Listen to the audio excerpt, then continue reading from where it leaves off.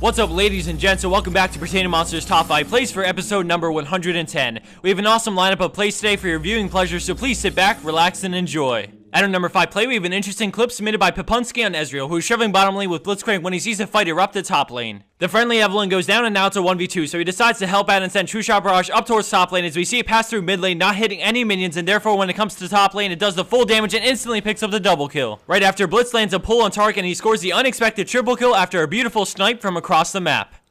Coming in at our number 4 spot, we have the entire KM crew team playing in a rank 5s as we see Rengar stealth with Orion is balling him, and then using the jump from his ultimate, he leaps into the enemy team in W's, followed by Command Shockwave Crescendo, the equalizer, and collateral damage to decimate the entire enemy team in the blink of an eye.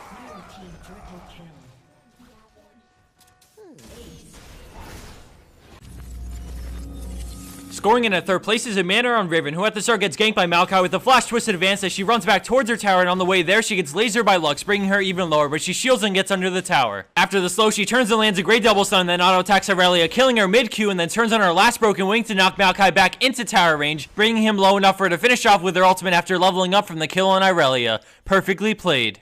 Landing a spot at our number 2 play is I Got Likes on Leon, and at the beginning of this clip we see Purple Team get caught near Baron, which results in Diana's instant death.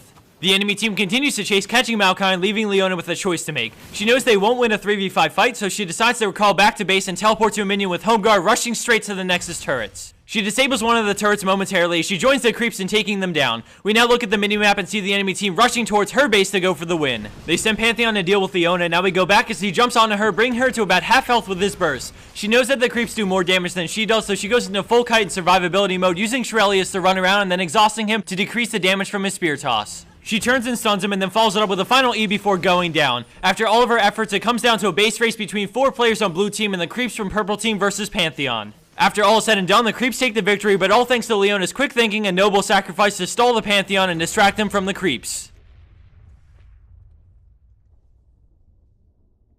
And for our number 1 pro play for this week, we have Not Wally on Syndra, and at the start we see her show up to a lost team fight a dragon. She opens up by putting down Dark Sphere and then using Scatter the Weak to push everyone back, and it gives her time to ult LeBlanc in the back lines. While cutting back, she Qs Master Yi for the double, and then after the stun, she uses Force of Will to finish off Nocturne for the triple kill. Sion and Kayle continue to chase her into mid lane as she turns and ignites Sion while his ult is up to make sure he can't heal. They both realize they're in trouble and can't handle the creeps on top of her damage, so they retreat back as Kayle heals, which saves her life for now, but thanks to her W, she slows her and then ends up landing a blind Q to kill Kayle as she gets stunned. Afterwards, she backs off and pushes Sion away, which allows her to finish him off for the unofficial pentakill immediately after their surrender attempt.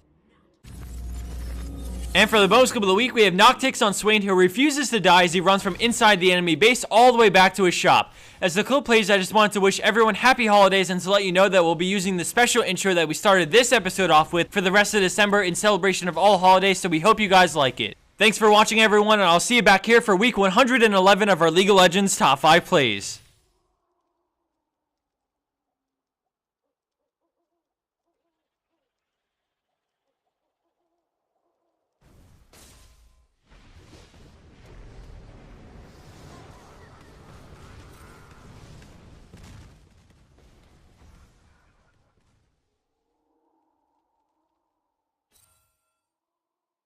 Purple